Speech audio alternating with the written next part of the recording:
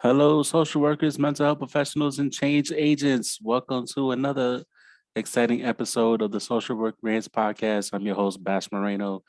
Thank you for tuning in wherever you're listening and watching this podcast. You can follow the podcast on Instagram at the Social Work Grants Podcast. That's all one word. Um, Subscribe to the podcast on YouTube. Hit that red subscribe button. Type in the Social Work Grants Podcast. You also follow the podcast on Twitter at Social Work Grants, and also hit the like button on the Social Work Grants Podcast on Facebook, aka Meta.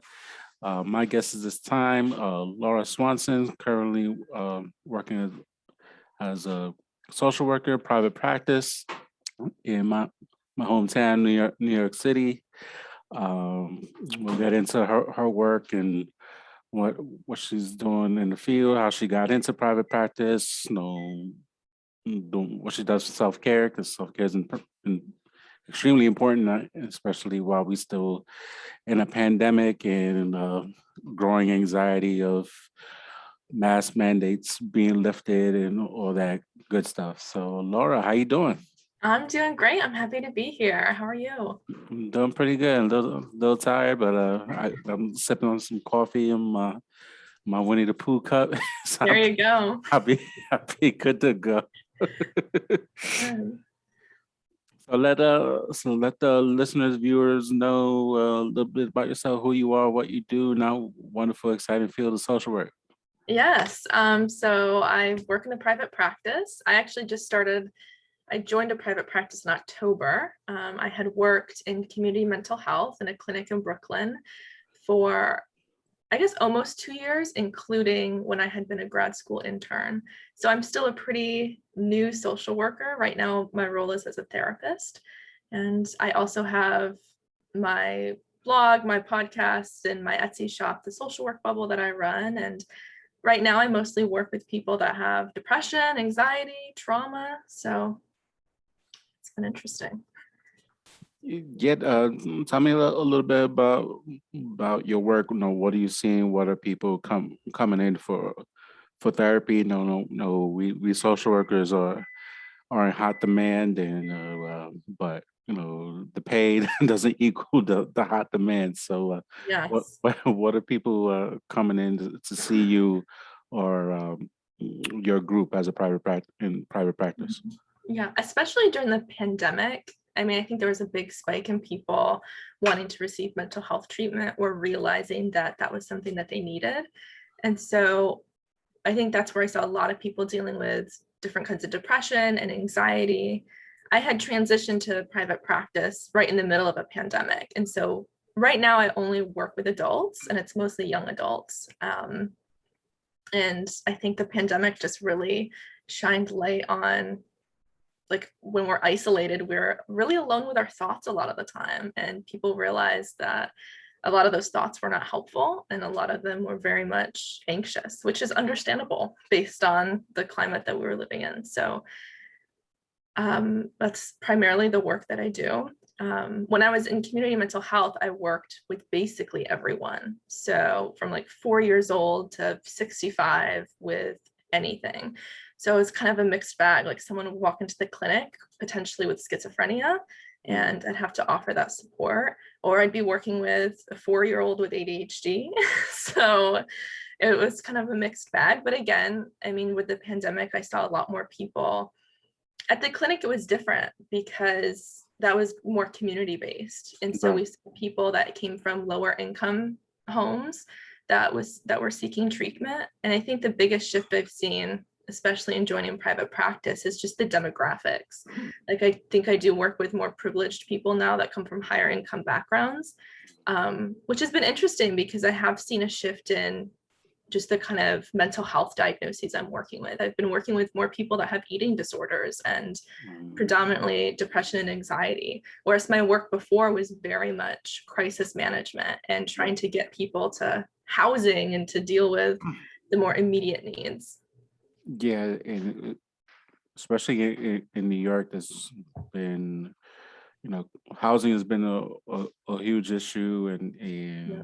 people asking for housing is like, don't don't have the resources. That Yeah. we don't provide that service. Like I understand that you have that need, and that's like your biggest stressor that we're worried about. But it's you know these developers are taking over, all over, and the politicians are not helping the situation with giving all this money to developers, and they're building skyscrapers and all this high rises, and rents want to be 2,300 for a studio apartment in the middle of the hood, and that's being gentrified. And so Mhm. it's a lot of stuff going on, and people be like making decisions whether I pay my rent or have some food on the table, and or have all these lines for food banks and food pantries. And it's a,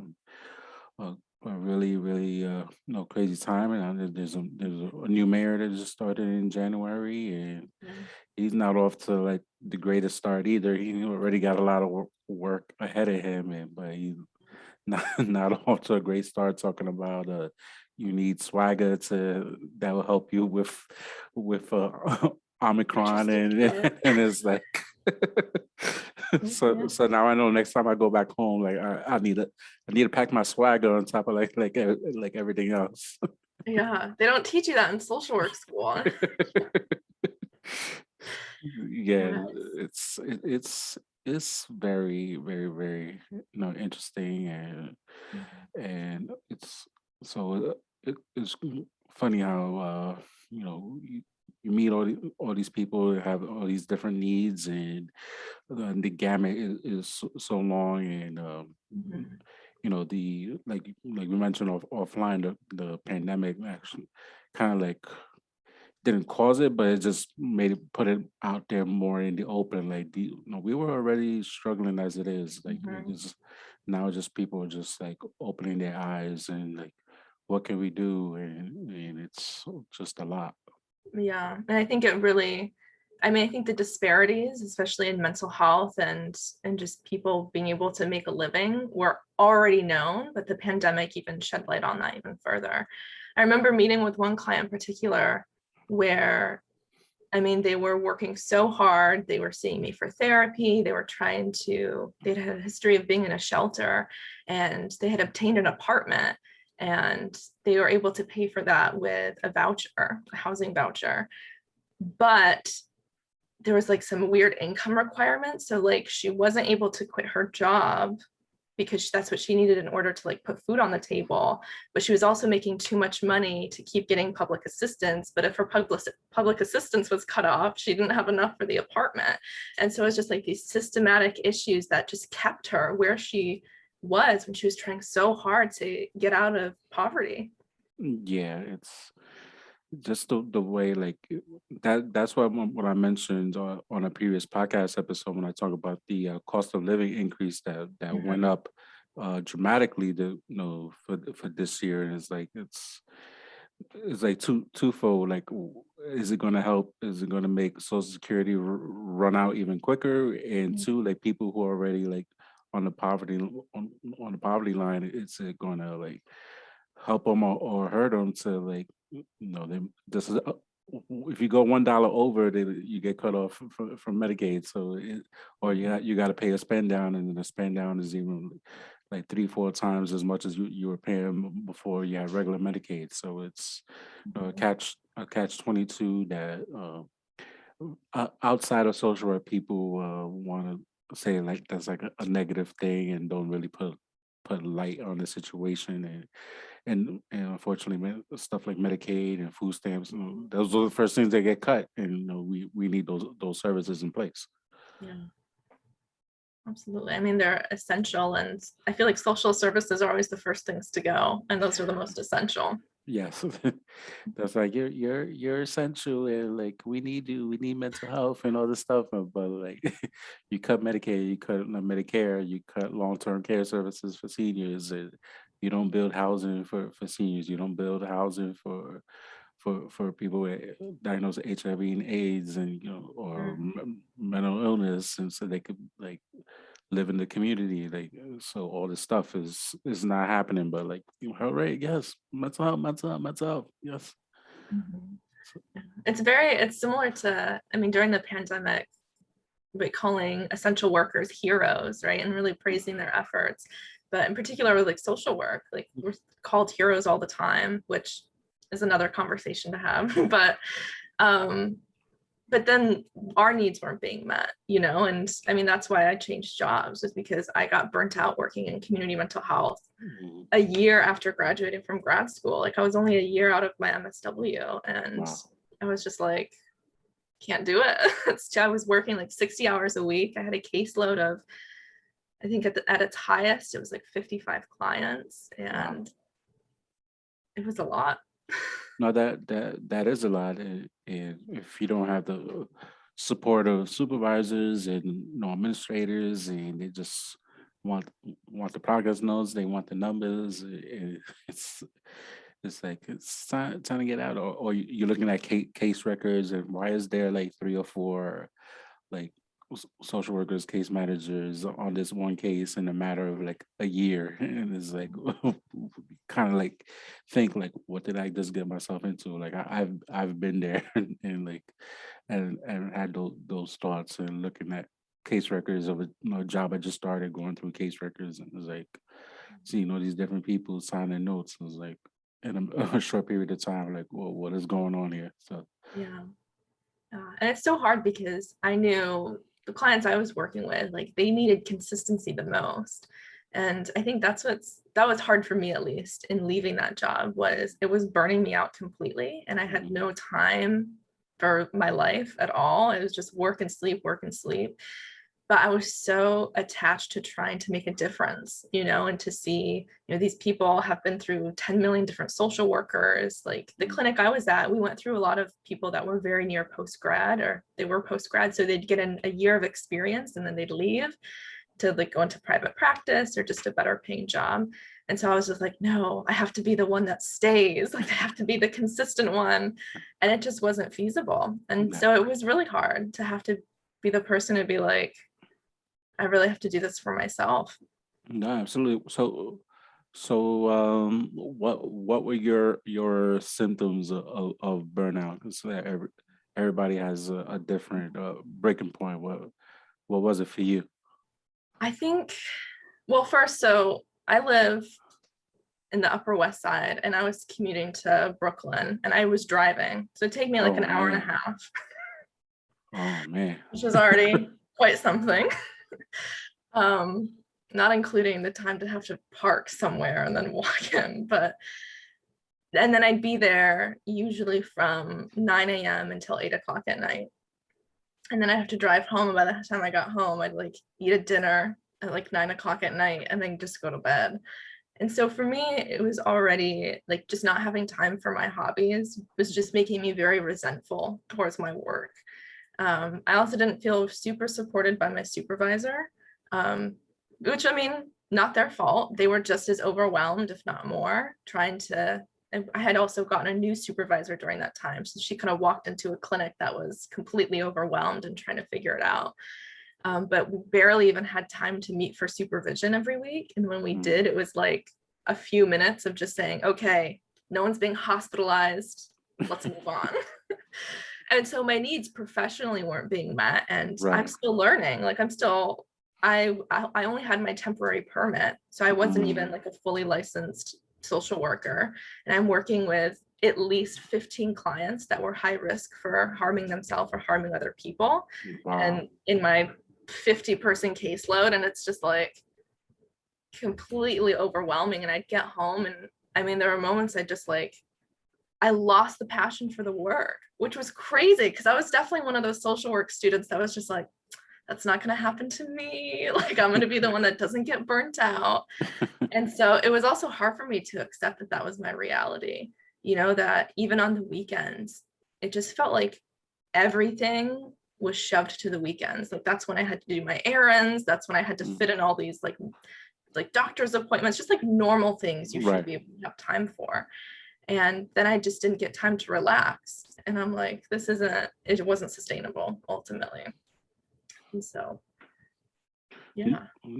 That I could definitely relate relate to that in terms of um I got to a point like burning out. Just um I go back to like 2014 when I got like laid off, and then having to find find a job, but like this is only like temporary. No, I was doing outpatient clinic, and we were like referring clients to like another outpatient clinic in the same community, and they ended up like hiring me because I was able to bring my caseload along. And like, I'm just doing this just to pay the bills, and like because I had to take a pay cut on top of that, and it's like Mhm. I like once I found something, then I found something, and it was just a, a lot going on there. Like I said, that was a job. Go into that job and like going through like the case records and like why is like all these different case managers in the last year signing progress notes. Like, Mhm. what did I get myself into? And it's like, and then having like upper administration kind of like going back and forth with each other, like jockeying for a position, and then they hiring a clinical supervisor without the like the program director's like knowledge or Oh, wow. having his input into into the hiring process, which I found weird. It's just a red flag after red flag after, Mhm. so but it was just nothing on top of that, having like no personal issues with the kids, and to a point one day like we were having like a morning meeting and with Mhm. bagels and coffee, and I was like wasn't feeling well. Like I thought it was like the bagel that not how you eat something sometimes it just doesn't settle well in your stomach. So I thought it was Yeah. just that, and then like try to go to the bathroom, and it was like I made it to like barely like the hallway from my Mhm. office, and I like fainted right at the job. I was like, Oh, wow. I'm like, that's it. They called 911. Mhm. They called 911 on me. Went to the hospital. Went to Woodhall in Brooklyn, like, because my job was like literally right around the corner from Woodhall, and to the point I was like most of the afternoon into the nighttime at Woodhall, and until I got discharged that night, and having to go to the Bronx from Brooklyn late at night after being discharged. So it was just not that's it. That's my burnout, and like it's just all the accumulation of like the work being stressful, not having that, like you mentioned, that supervisor not supporting you, or like upper administration or Yeah. not supporting you. Like we supported ourselves, like us the workers supported ourselves, and like I make no balls about it, like making fun of the supervisor because he's just doing like dumb Mhm. things, and clients making fun of him, and like we laughing with the clients because just Mhm. that's how we like got by, or not, just keeping ourselves like sane with the work and what was happening at the job. So it's I Mhm. definitely I'm sure there's a lot of MSW students and seasoned workers who could relate, or different ways they get burnt out, and I even posted like on Twitter all the time, like I got a 3 strike rule, like Mhm. 3 strikes and I'm out.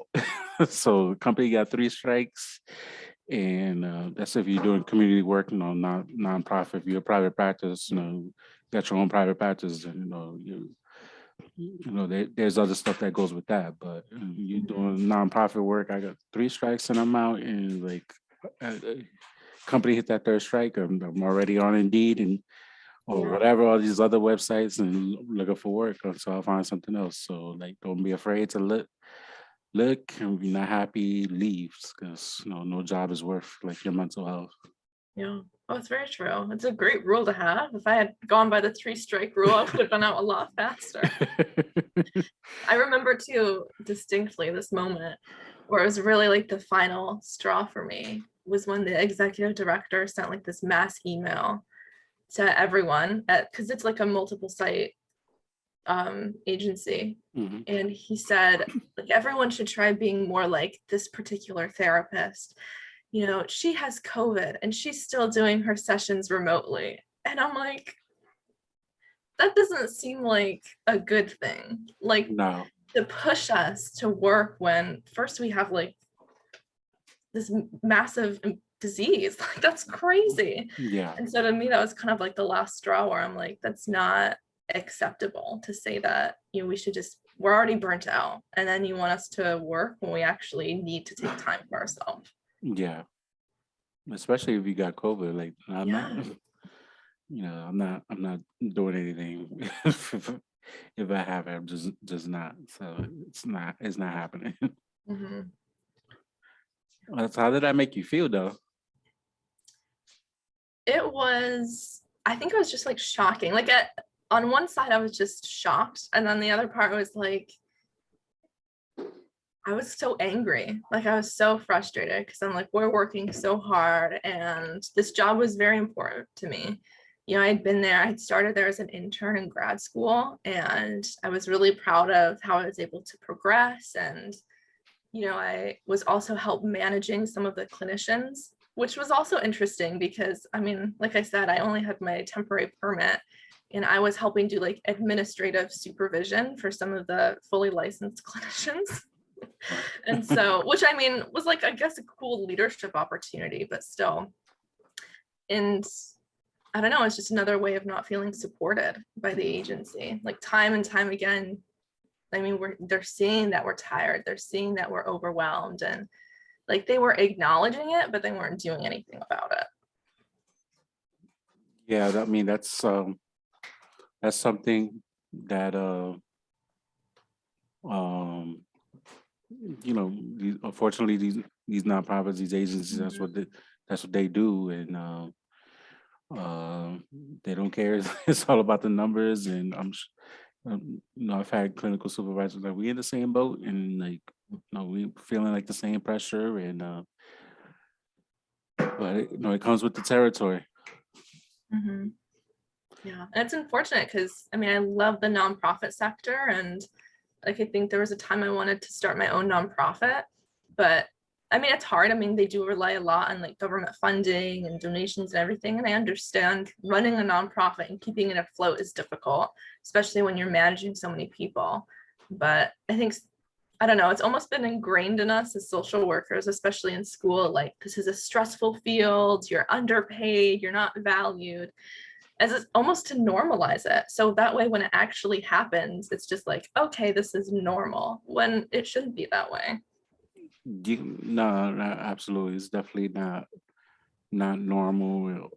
It's Mhm. just a lot of things that needs to be unlearned in social work, and there's a lot of great social workers, on Twitter and Instagram that talk about those issues of unlearned behavior in the field, and for new grad students or people that's going to grad school now, and just lessons to be learned, and what they teaching in grad school is like these are the norms. Like it doesn't have to be any Yeah. anymore, and times are changing, or people are just fed up, and people now, we in a pandemic, like we're not trying to like bust our behind as much as we did before. Like until for me, until like the World Health Organization's like the pandemic's over, then like we still win it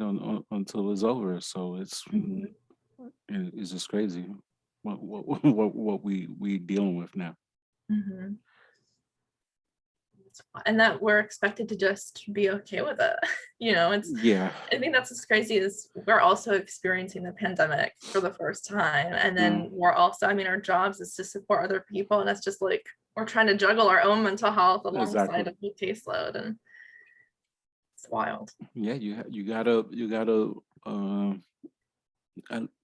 gotta like call it out as it is, or just have Mhm. like like an agency wide staff meeting, be like, and just like acknowledge, like, or even just ask the question. Like, I know you guys are anxious. Who's anxious with the pandemic? Like, what exactly?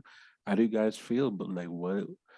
Now I know you're trying to, meet the needs of the company. We greatly appreciate that. Like, well, how do you feel? What is that going on? How can we best support you while we still in a pandemic? Like these companies really need to step up to the plate, and provide that type of feedback support to their employees. Otherwise, like, we're gonna take it as like you don't care, and like we don't care, like I'm gonna be out. Like, so Mhm. it's just the nature of the beast, reality of the situation, that it's no, we're not gonna not gonna take it anymore. Mhm. It's just not while we're still in a pandemic, and even when this pandemic, whenever it decides to end, like this new norm of what we do in social work, or all this stuff, that it needs to change and it needs to continue. Mhm. Absolutely. That was the biggest like shift to me when I moved and I got a job in a private practice, was even just like applying to it when I was scrolling through Indeed looking for another opportunity. And I see this like listing and I'm like, this is way too good to be true. Like there's no way this place can exist because it sounds too Mhm. great. And then, I got the job and I start, and even now, like having such a supportive supervisor, which me and my supervisor had talked before, and he's had his own experience with working in, really difficult agencies. And so that was a priority for him to really have a good dynamic and just culture in the private practice. But I mean, there's still moments when, I had been sick the other day, or I was like I had to visit family for a family emergency. And I was just like, okay, I'll make it back just in time to start work. Mhm. And my supervisor was like, why don't you just take the day off? Like, why don't, like, take a minute? And that was so strange to me because I've been so used to just doing the most and Right. not having any days off. And even now, like, it's something he'll encourage, and he'll be like, did you take care of yourself this week? And even for holidays, like a couple days before a holiday, he'll be like, yeah, we don't have a lot of clients coming in anyways. Why don't we just take a vacation? Like, it's so strange to be so therapist oriented. Well, that's good. And now I've learned for myself that, every once in a blue there is a job that looks too good to be true, but it's actually legit. So, Mm-hmm. I experienced that myself. So it's rare that you find those jobs, but it's out there. And if you look, and sometimes you got to go through like 5 or 6 pages of job listings on Yeah. Indeed to find it, but you got the patience for it, and you looking, like, just look. And LinkedIn's a great tool, as well, for job searching as well. So it's just keep grinding. That's all we could Mhm. do. Yeah. um so so what exactly you do for self-care, now that you seem to have a little bit more time, that you're Mhm. out of that community agency and private practice? You mentioned the podcast. Tell me about that. Yeah. So I started the social work bubble when I was an undergrad, and it was just a blog where I'd write about social work, or at least the little I knew about it being a student. And I think as it progressed, like it turned into also an Etsy shop that I have, where I provide a lot of resources for social workers and others in the mental health field. So Mm, I do have a lot of resources for kids. Like I have an anger management workbook, and it's a whole lot. And then the podcast is also a part of that, where I kind of talk about my journey and maybe things that have just come up that week. Really anything social work related, because it's just, I think, especially with my experience, I love social work, but you need support to get mm. through it. And Yes. so I think it's cool that I kind of started this journey in school. And so a lot of my demographic are younger people that are Mm. considering social work, or new to the field as well. And so to kind of have someone walk you through it with you has been interesting. No, where'd you go to grad school, and how was your grad school experience? I went to Columbia. I graduated in May 2020. So it's so strange because I feel way more connected to my undergrad school, which was just like Fredonia State. It was a SUNY school. And because Columbia felt cut short, like I had been there, I was doing the advanced standing program. So it was a 1 year Mm, program to get my MSW. And halfway through the year, we went completely remote because of COVID. right. And then, like, even then, like, classes were weird. And I was like waking up late for classes. And I think just like dealing with the pandemic initially was just that period of adjustment. And then before you know it, it's the end of the semester and I'm just like, all right, well, that was it. So it doesn't really feel like I was a part of Columbia in some ways, Gotcha. but that's what my diploma says. So No, you got that degree. No, welcome to the club. Like it is. yeah. Now, how's the pandemic been for you? Now, besides graduation and just like overall, Laura, the person, how's the pandemic been for you? It's been all right. I think definitely at first there was a big period of adjustment. I mean, and I was also dealing with work burnout at the same time and getting a new job. And I mean, the pandemic's been like 2 years now, which is wild.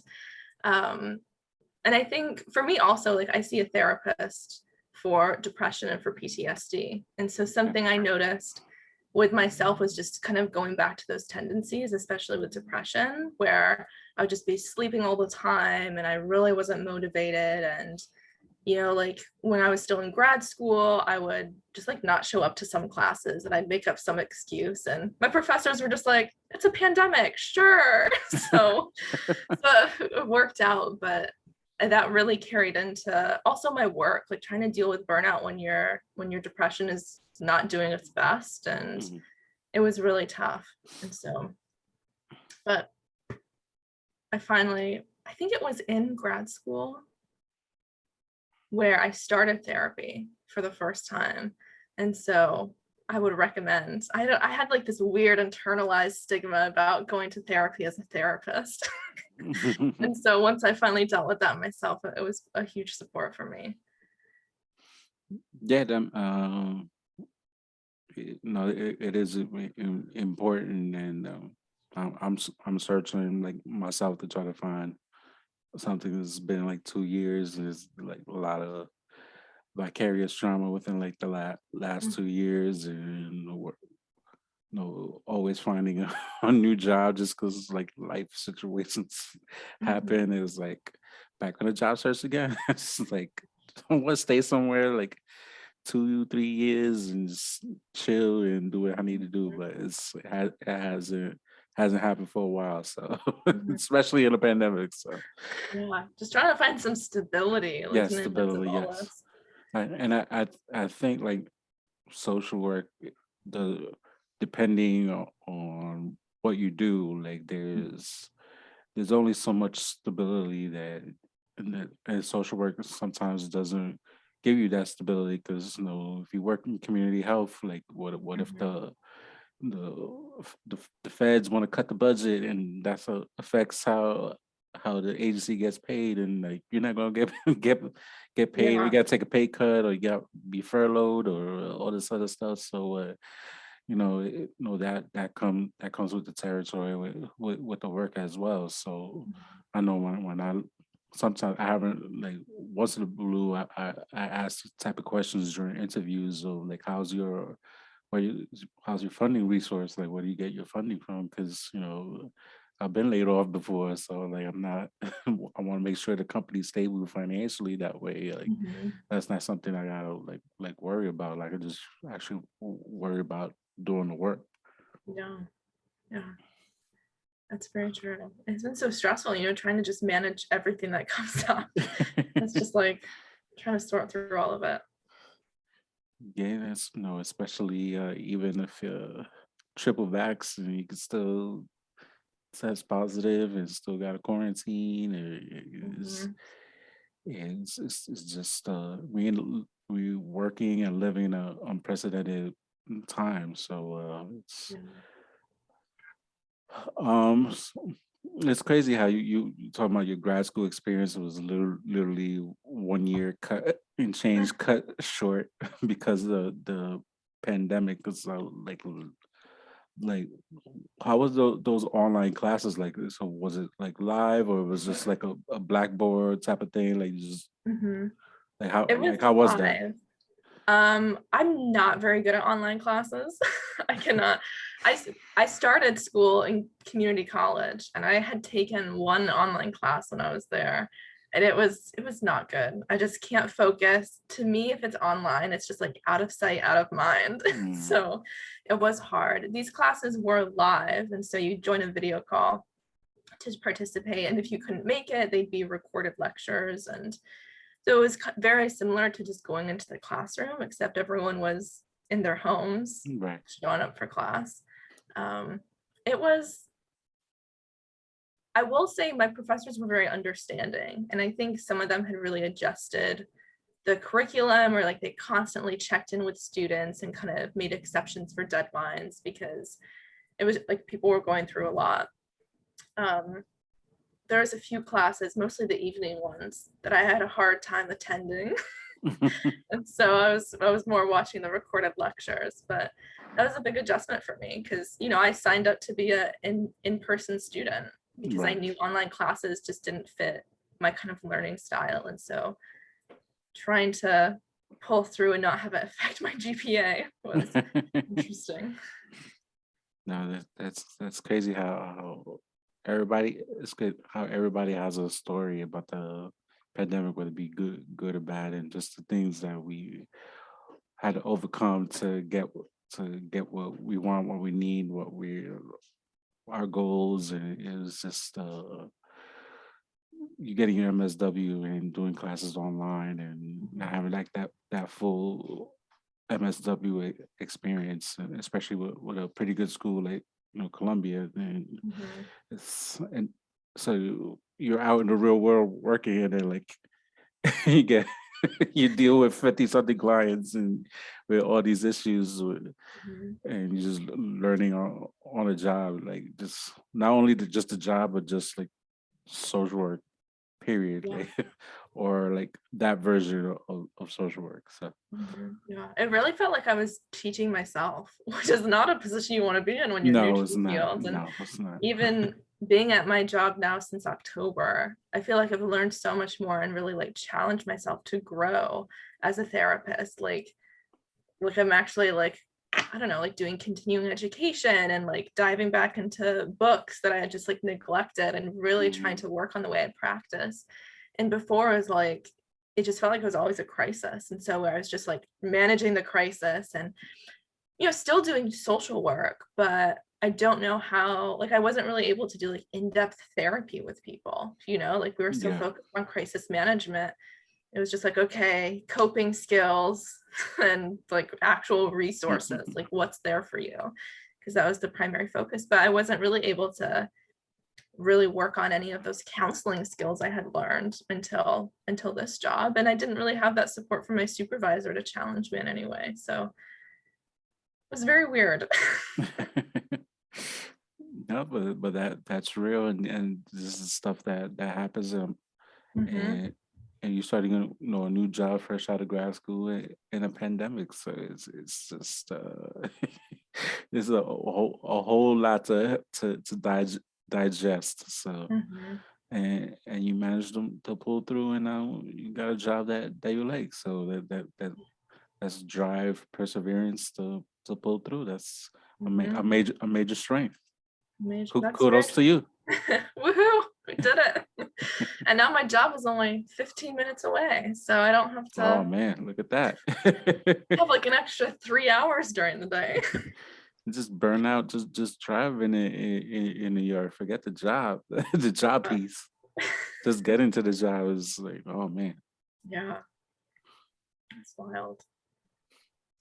So like, so besides your podcast, your blogging, like what else you like to do for fun?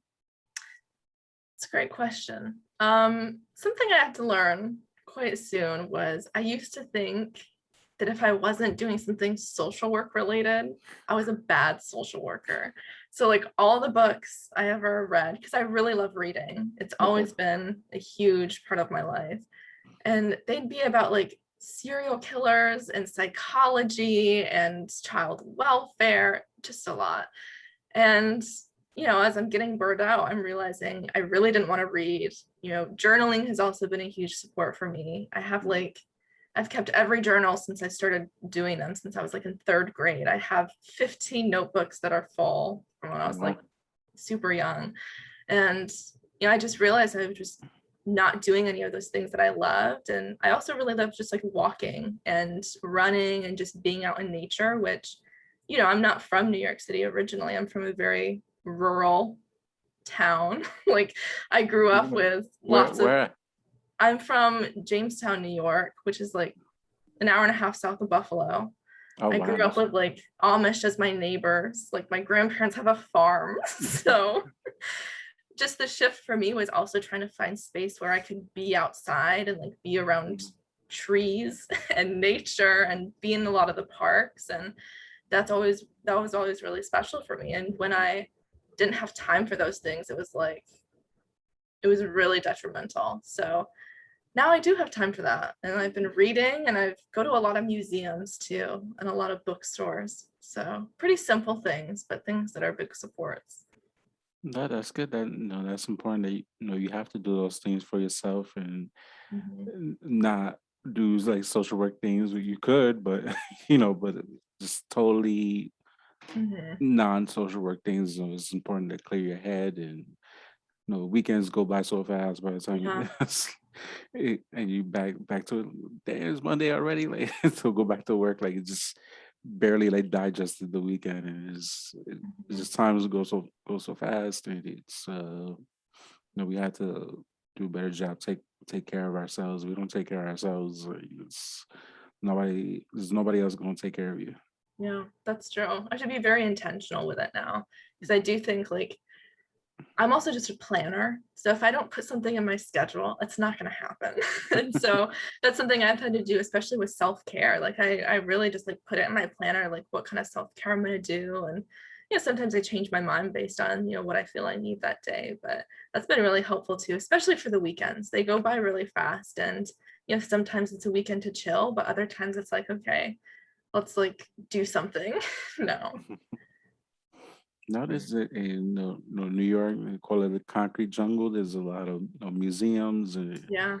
awesome museums to go to. I'm not a big museum person, but they definitely have awesome museums to go to. And there's always Central Park just to walk around and just enjoy that nature, especially when the weather gets warmer. That's one of the parks to be. And there's Prospect Park in Brooklyn, and that's a big park as well. So there's always something to do in New York if you want to do Yes.